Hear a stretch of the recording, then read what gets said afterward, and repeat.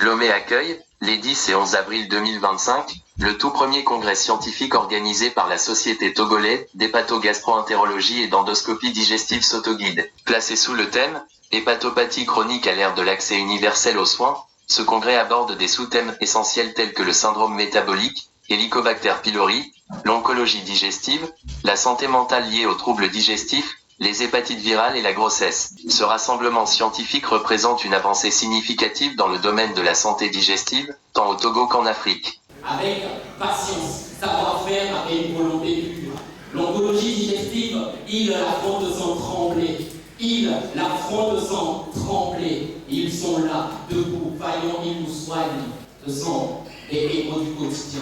Ils sacrifient les nuits, des rêves, oublient parfois même leur repas pour veiller sur ces patients qu'ils ne connaissent même pas. Qu'importe les heures, les gardes, les défis, en vrai, vous êtes des bâtisseurs de vie, vous êtes des artistes infinis.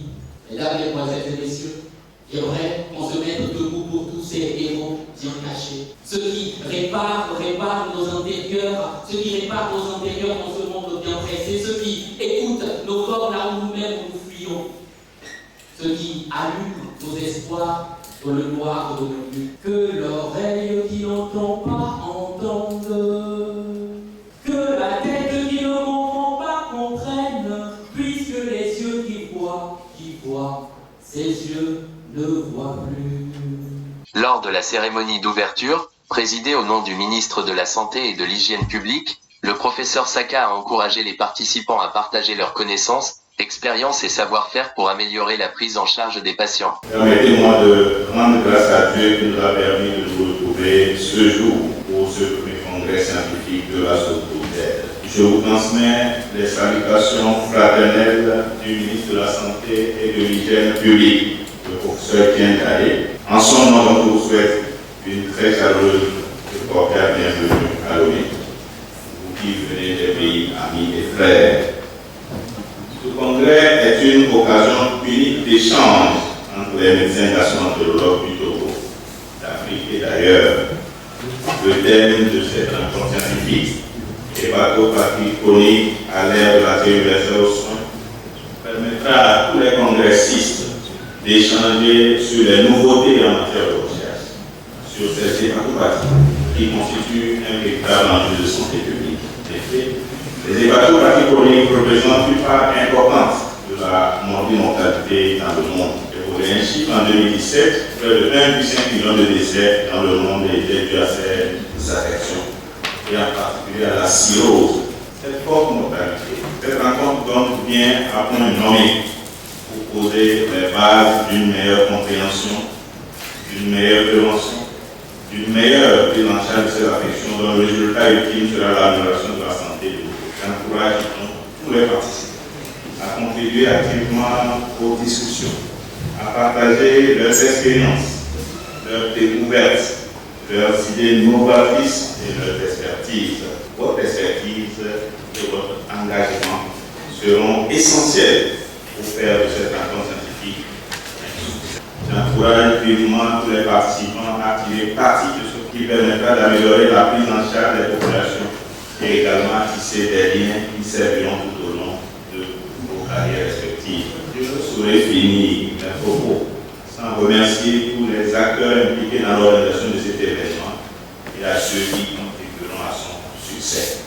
C'est avec ce mot de remerciement que je déclare ouvert au nom du ministre de la Santé et de l'Hygiène publique ce premier congrès scientifique de la Sotoguide, tout en souhaitant, bien sûr, longue vie à la SAGE et à la Sotoguide.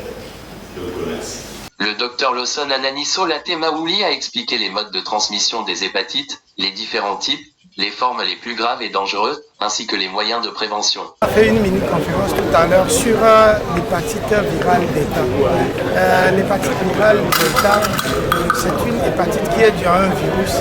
Quand ce virus rentre dans l'organisme, il attaque le foie Et c'est seulement chez ceux qui ont l'hépatite B, c'est-à-dire qui ont un virus de l'hépatite B dans le corps, qui peuvent avoir le virus de l'hépatite delta. Environ 240 millions de personnes sont porteurs du virus de l'hépatite B. Et il est reconnu, pas avec précision, mais selon les estimations, qu'environ 5 à 10 personnes, des patients qui ont le virus de l'hépatite B, ont aussi le virus de l'hépatite delta. Or, on sait que le virus de l'hépatite B seul, dans les complications après, donnera la cirrhose et le cancer du foie. Donc imaginez, quand on aura deux virus qui sont potentiellement agressifs pour le foie, la cirrhose et le cancer du foie viendront plus rapidement. Donc c'est pour ça qu'il est question d'en parler. En parler pourquoi? Parce que les gens ne font pas le dépistage. C'est là le problème. Il faut que les gens se fassent dépister.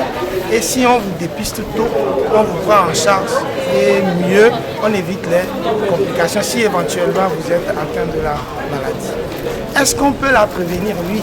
La meilleure prévention de l'hépatite B passe par le traitement contre l'hépatite B. Or, l'hépatite B, le meilleur mode, ou bien la meilleure façon de pouvoir s'en prévenir, c'est de faire la vaccination contre l'hépatite B. Donc, si vous n'avez pas l'hépatite B, vous n'aurez jamais l'hépatite B.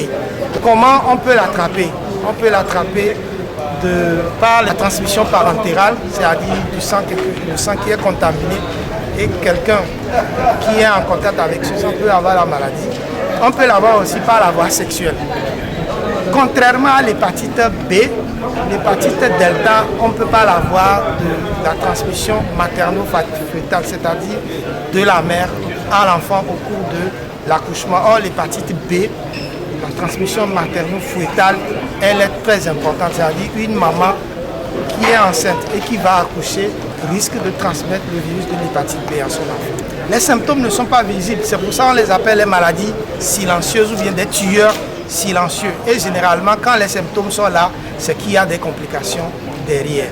Une chose également, si quelqu'un est là tout le temps, lui, c'est le par lui qu'il traite, il faut véritablement se demander est-ce qu'il n'y a pas l'hépatite B ou bien l'hépatite delta derrière. Les hépatites, il y en a plusieurs. Le A, le B, le C, le D, le E, qui ont des modes de transmission très variables. Le A et le E, effectivement, on peut l'attraper par une nourriture qui n'est pas saine. C'est le cas du A et le E. Mais le B, le D et le C s'attrapent par la voie sanguine, la voie sexuelle principalement, et dans certains cas, de la mère à l'enfant.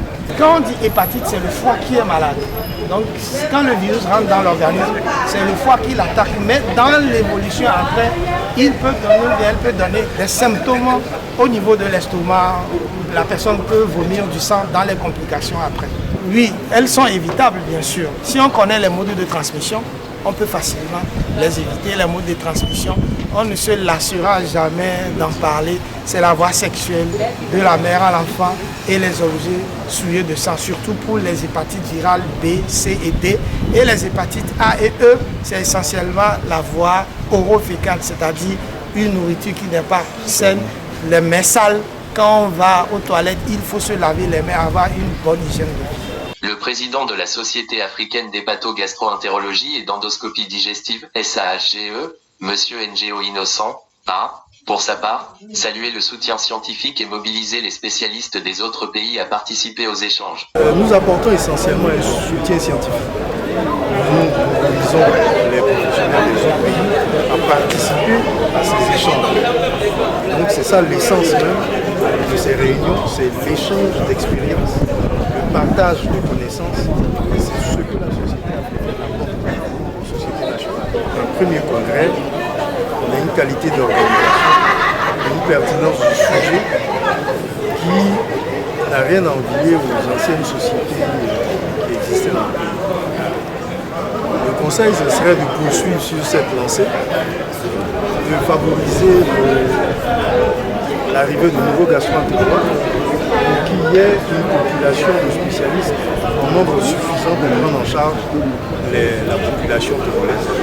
Le professeur Akleso Bani, président de la Sotoguide, a mis en lumière l'aggravation de la situation due à la méconnaissance des hépatites chroniques par le grand public. Parmi les défis majeurs figure la pénurie de spécialistes, avec seulement une douzaine d'hépato-gastro-entérologues pour une population de plus de 8 millions d'habitants. Cependant, des progrès notables ont été réalisés avec la création d'un programme de formation à la Faculté des sciences de la santé de l'Université de Lomé. Grâce à 3 promotions déjà sorties, des spécialistes ont été déployés dans plusieurs régions, notamment d'Apaon et Kara, avec des affectations prévues à Atakpamé et Notsé. Ces efforts promettent de renforcer l'accès aux soins spécialisés à travers tout le pays. Le congrès, le tout premier de la Société d'hépatogastro-entérologie et d'endoscopie digestive se veut un cadre d'échange et de partage, non seulement entre les hépatogastro-entérologues du Togo, mais avec tous nos collègues d'Afrique et en particulier d'Afrique francophone. C'est un congrès de haut niveau où nous avons souvent pour l'habitude de partager nos expériences en termes de pratique, en termes de difficultés. Et cette année, nous avons mis ce congrès, ce tout premier de notre société, sous la bannière de l'accès universel aux soins. Et dans ce cas particulier de l'accès universel aux soins, nous avons voulu nous consacrer à un problème majeur que nous rencontrons dans notre pratique d'hépato-gastro-entérologue. C'est celui des hépatites virales chroniques. Ce sont des virus redoutables, responsables de maladies graves telles que la cirrhose, telles que le cancer du foie. Et très généralement, ce sont des virus qui sont sous-diagnostiqués. Ce sont des virus qui affectent nos populations jeunes, c'est-à-dire ceux-là même sur qui nous fondons l'espoir du développement de nos différents pays. Et donc ici, pour ce congrès, nous avons eu à discuter de notre façon de nous occuper de par nos différents pays de ce problème-là que constituent les hépatites chroniques.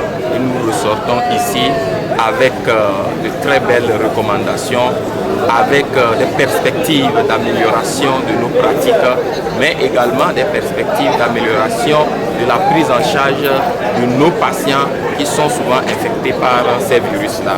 Donc c'est avec beaucoup d'espoir que nous nous quittons ce congrès en espérant nous revoir avec tous nos autres congrès, nos autres collègues congressistes sous d'autres cieux pour échanger sur d'autres problèmes, tout ceci pour le bien de nos populations, pour le bien de nos patients. Aujourd'hui, le Togo ne fait pas exception des complications ou alors du fardeau que représentent ces hépatites virales là dans le monde. C'est à peu près 400 millions de personnes qui sont porteurs de ces virus-là, à peu près 2 millions de décès chaque année pour ce qui concerne ces virus, avec une prévalence très élevée, une prévalence chiffrée autour de 8 à 12% dans l'Afrique, dans notre sous-région. Au Togo, nous n'avons pas encore la chance d'avoir une prévalence nationale. Nous avons quand même des résultats des études menées par secteur et ces résultats nous inquiètent parce que lorsque nous considérons une population jeune de 18 à 35 ans, nous avons jusqu'à 16% de prévalence. Ce qui est quoi? Ce qui est plus de 4 à 5 fois ce que nous connaissons par rapport à d'autres virus comme le VIH. Mais par contre, nous connaissons peu ces virus que sont l'hépatite B, l'hépatite C. Nous avons peu de connaissances sur les complications redoutables de ces virus-là. Et donc aujourd'hui, nous pensons que la situation, elle est grave. Il faut faire quelque chose. Voilà le pourquoi de notre rencontre. Les ressources humaines sont insuffisantes. Ce n'est pas une particularité du Togo, mais au Togo, nous avons la chance depuis quelques années déjà d'avoir une école de formation des spécialistes en hépato-gastro-entérologie à la faculté des sciences de la santé de l'université de Lomé. Et cette année, nous sommes déjà à notre 3e promotion d'hépato-gastro-entérologues formés au Togo. C'est grâce donc à cette école de formation de spécialistes en hépatologie et en gastro-entérologie que nous avons commencé par pourvoir certaines formations sanitaires de l'intérieur du pays. Vous avez aujourd'hui 2 hépatogastro-entérologues au nord du pays, à Dapaon. Vous avez 2 hépatogastro-entérologues à Kara. Vous avez des hépatogastro-entérologues en pré-déploiement bientôt à Tapamé, à Motien, le temps que nous puissions clôturer la vie. Donc oui, nous pensons que si nous continuons dans cette formation-là, on va pouvoir d'ici quelques années pouvoir le Togo de spécialistes et donc nous aurons un fardeau beaucoup moins lourd. Si vous voyez un peu ce que j'ai dit tout à l'heure, les virus des hépatites causent beaucoup de dommages. Donc actuellement dans notre pays, il y a l'assurance maladie universelle. Dans le temps, c'était un peu difficile de pouvoir gérer ces maladies parce que le coût de la prise en charge, mais on espère avec l'assurance maladie universelle, le défi va être relevé. Donc c'est ce qui a motivé premièrement la fréquence de ces pathologies et également les complications qu'elles entraînent. Il faut qu'on en parle pour que la population sache qu'il faut s'en prévenir. Que l'oreille qui n'entend pas entende, que la tête qui ne comprend pas comprenne, puisque les yeux qui voient, ces yeux ne voient plus. Yena Ovae. Dites-moi où sont-ils? Où sont-ils ces hommes et ces femmes qui ont choisi la voie royale? J'aimerais juste les voir. Dites-moi où sont-ils ces docteurs, ces médecins qui ont choisi de nous sauver et d'être au quotidien nos héros?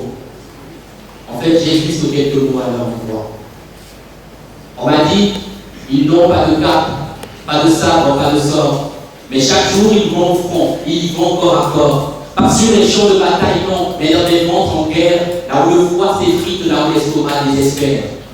Ce sont les gastros, nos médecins de la plume, ceux qui voient clair là où la douleur s'allume, ceux qui sondent le silence, écoutent l'intérieur et pensent nos plaies bien avant même que nous ayons peur.